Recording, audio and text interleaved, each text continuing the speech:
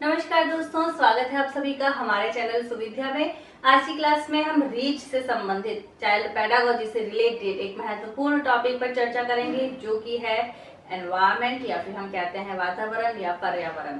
तो देखिए, जब हम बात करते हैं वातावरण शब्द की, तो पिछली क्लास में हमने जब बात की थी कि हम बोल रहे थे कि बच्चे के विकास के लिए दो चीज या दो कारक बहुत ज्यादा इंपॉर्टेंस रखते हैं। पहला कारक हमने देखा था इनहेरिटेंस से रिलेटेड, और ये है हमारा दूसरा कारक जो कि है वातावरण।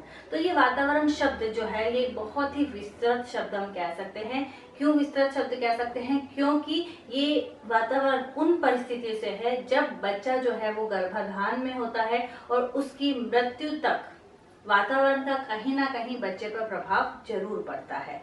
इसे पर्यावरण भी कहा जाता है। जैसा कि हम सभी जानते हैं, पर्यावरण परि धन आवरण, यानी ऐसा आवरण जो हमारे चारों ओर है और वो बच्चे के विकास के लिए कहीं ना कहीं बहुत महत्वपूर्णता रखता है। कई अलग अलग मनोवैज्ञानिकों के द्वारा वातावरण से संबंधित कुछ परिभाषाएं दी गई हैं। जैसे कि स्टीफन्स ने क्या कहा है? स्टीफन्स ने कहा है कि अगर बच्चे को उत्तम वातावरण दिया जाएगा तो बच्चे की प्रवृत्ति भी उत्तम होगी। बच्चे को अगर हानिकारक वातावरण दिया गया है तो कहीं ना कहीं बच्चे का जो राष्ट्रीय मान है वो गिरेगा। तो ये बात स्टीफन्स के द्वारा कही गई है। इसी के अलावा एनास्टी के द्वारा क्या कहा गया है? एनास्टी ने कहा है कि वातावरण वह वस्तु है जो उसके पितृ को यानी इनहेरिटेंस के अतिरिक्त प्रत्येक वस्तु को प्रभावित करती है। यानी इनहेरिटेंस के कारण जो बच्चे में कुछ विशेषताएं आ गई हैं उनको छोड़ दें तो बाकी सभी किससे प्रभावित होंगे? वातावरण से बच्चा जो है वो जरूर प्रभावित हो जाएगा। इसके अलावा एक और परिभाषा जो कि बोरिंग, लैगफील्ड और वेल्ड के द्वारा दी गई है कि जीन्स के अलावा सभी कारक वातावरण है। ये भी यही बात कह रहे हैं कि जीन्स जो कि हेरिडिटी के थ्रू आते हैं, उसके अलावा जितने भी कारक हैं जो बच्चे को प्रभावित करते हैं वो सभी वातावरण के अंतर्गत आ जाएंगे।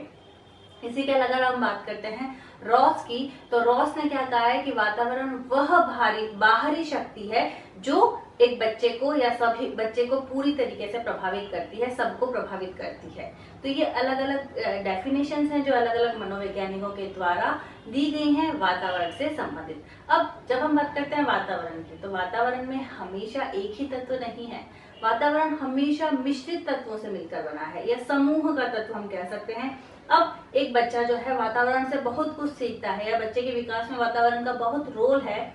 तो पहली बात तो ये याद रखें कि जरूरी नहीं है कि वातावरण का सिर्फ और सिर्फ बच्चे पे सकारात्मक प्रभाव ही पड़ेगा। हो सकता है बच्चे का वातावरण से नकारात्मक प्रभाव पड़े। जैसे कि स्टीफन्स ने बात की थी, अगर बच्चे को एक सही वातावरण मिलता है, उत्तम वातावरण मिलता है, तो बच्चे का डेवलपमेंट एक पॉजिटिव वे में होगा। और इसी के विपरीत बच्चे को अगर एक नेगेटिव एनवायरनमेंट मिलता है तो उसका धीरे धीरे जो उसकी क्वालिटी है, बच्चे का जो विकास है, उसकी दर भी नेगेटिविटी में चली जाएगी। तो यहाँ पर ये चीज समझनी बहुत जरूरी है कि इसका जो प्रभाव है वो सकारात्मक भी हो सकता है, वातावरण का प्रभाव नकारात्मक भी हो सकता है। अब हम बात करते हैं वातावरण के प्रकार।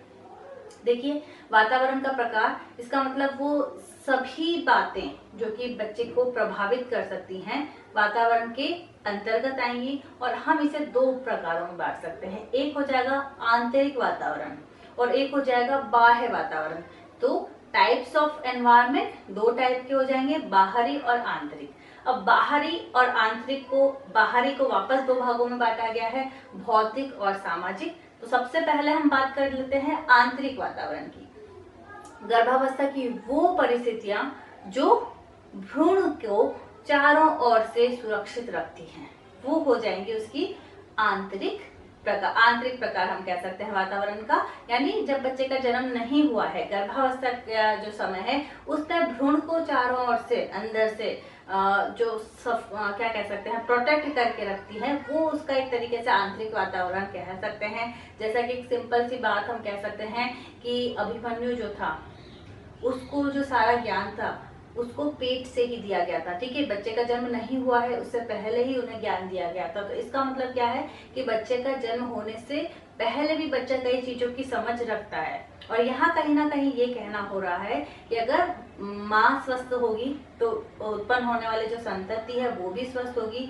माँ अगर किसी रीजन से, कुछ बीमारियों से ग्रसित है, तो कहीं ना कहीं इसका प्रभाव बच्चे पर भी पड़ेगा। तो ये तो हो गया आंतरिक प्रकार हो गया। अब हम बात करते हैं बाहरी प्रभाव। अब बाहरी प्रभाव जैसा मैंने बोला था कि एक ही प्रकार का नहीं हो सकता, ये सामूहिक रूप से ओवरऑल बच्चे के डेवलपमेंट के लिए और बच्चे के डेवलपमेंट पर इफेक्ट भी डालेगा। अब बाह्य कारक वापस दो प्रकारों में बांटे जा सकते हैं। पहला कारक हो जाएगा भौतिक कारक और दूसरा कारक हो जाएगा सामाजिक कारक। भौतिक कारक, अब भौतिक कारक क्या है? बच्चे का जन्म होता है और मृत्यु तक बच्चा जो है अनेक भौतिक कारकों से जो है घिरा होता है। हवा हो गई, पानी हो गया, पेड़ पौधे हो गया, तो ये सारी क्या है? इन सभी भौतिक चीजों का बच्चे पर कहीं ना कहीं इफेक्ट जरूर पड़ेगा। ठीक है, भूमध्य रेखा के एरिया में रहने वाले बच्चों का कहीं ना कहीं चेंजेस दिखेंगे एज कम्पेयर टू अगर जो ध्रुवों पे रहने वाले बच्चे हैं, तो कहीं ना कहीं जो हमारा भौतिक पर्यावरण है इसका प्रभाव बच्चे पर जरूर पड़ता है। और दूसरा हो जाएगा सामाजिक।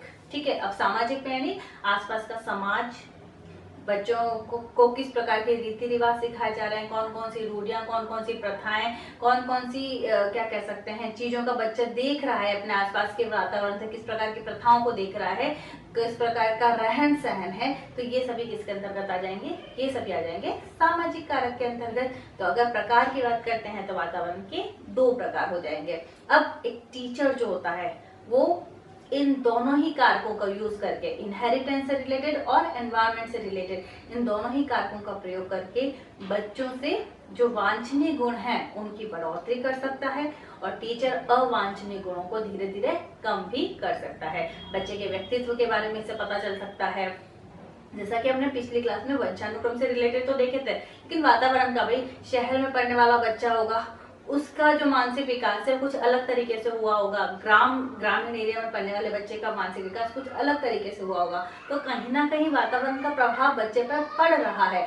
बालक का वातावरण पर प्रभाव बिल्कुल पड़ेगा। हो सकता है उसकी शारीरिक बनावट की बात कर लें तो देखिए, अगर हम बात करते हैं शारीरिक बनावट की ही, तो चीन में या जापान में या फिर भारत में या फिर किसी और कंट्री, तो वहाँ के लोगों की जो बनावट है वो बिल्कुल आप पहचान सकते हैं हम लगभग कि हाँ भाई ये कोई ये इंडियन है, या फिर नीग्रो जो होते हैं उनको हम आसानी से पहचान लेते हैं। क्यों? क्योंकि वो भौतिक वातावरण में प्रभाव के कारण कहीं ना कहीं शारीरिक बनावट में भी परिवर्तन आ चुका है। इसके अलावा अगर हम मानसिक विकास की बात करें उसमें भी कहीं ना कहीं बिल्कुल डिफरेंस आएगा। कई जो प्रयोग किए गए वो प्रयोगों के आधार पर पता चला कि मानसिक विकास जो है, अगर हम शहरी बच्चों को ले लें या ग्रामीण बच्चों को ले लें, तो मानसिक विकास में कहीं ना कहीं डिफरेंस देखने को मिल सकता है। प्रजाति की श्रेष्ठता, ठीक है, अब प्रजाति की श्रेष्ठता का नियम वंशानुक्रम से रिलेटेड भी हो सकता है और कई मनोवैज्ञानिकों ने ये भी माना है कि ये किससे रिलेटेड है? ये वातावरण से रिलेटेड भी है कि भाई यहाँ का कहीं वातावरण ऐसा था कि जो निग्रो लोग हैं, जो उनका प्रजाति को श्रेष्ठ न मानकर जो गोरी प्रजाति है उसको श्रेष्ठता मिलती गई, वातावरण के कारण इस प्रकार के चेंजेस आए और ये एक रीजन हो सकता है प्रजाति की श्रेष्ठता से रिलेटेड। बुद्धि की अगर हम बात कर लें तो बुद्धि पर भी वातावरण का प्रभाव पड़ता है। बहुमुखी प्रभाव हम देख सकते हैं कि भाई जिस प्रकार से टार्जन या फिर मोगली की बात होती है कि इस प्रकार के जो बच्चे हैं, अगर किसी बच्चे को एकदम बचपन में ही छोटे से कोई भेड़िया उठा कर ले जाता है, तो बच्चा क्या है, वो बच्चा भेड़िया या फिर जंगल में रहकर ही वो सारी चीजें सीखेगा और फिर वो जैसा सीधा चल सकता है, लेकिन वो जब देख रहा है कि हाँ भाई जानवर इस प्रकार से चारों पैरों से इस प्रकार से चल रहे हैं, तो वो अपने हाथों का प्रयोग ही चलने के हिसाब से करने लग जाता है। तो और जब इस प्रकार के बच्चों को वापस नॉर्मल दुनिया में लाया गया, उनको हर चीज वापस नॉर्मल समझाने की कोशिश की, तो वो उस चीज में नहीं ढल पाए, उनको समझ में नहीं आई वो चीजें। क्यों? क्योंकि वो एक अलग ही वातावरण में पले बड़े, तो कहीं ना कहीं वातावरण का प्रभाव पड़ा, बिल्कुल पड़ा, जो कि हम एग्जाम्पल्स देख सकते हैं। उनकी बुद्धि जो है, बुद्धि लब्धि, वो भी धीरे धीरे कम हो गई। तो ये कहना चाह रहे हैं कि बालक पर वातावरण का प्रभाव बिल्कुल पड़ता है। सो आज की क्लास जो थी हमारी वातावरण से रिलेटेड थी। होप आप लोगों को वीडियो अच्छी लगी होगी, समझ में आया होगा। अगर आपको वीडियो अच्छी लगी है तो प्लीज इसे लाइक, शेयर और सब्सक्राइब जरूर करें। बहुत बहुत धन्यवाद।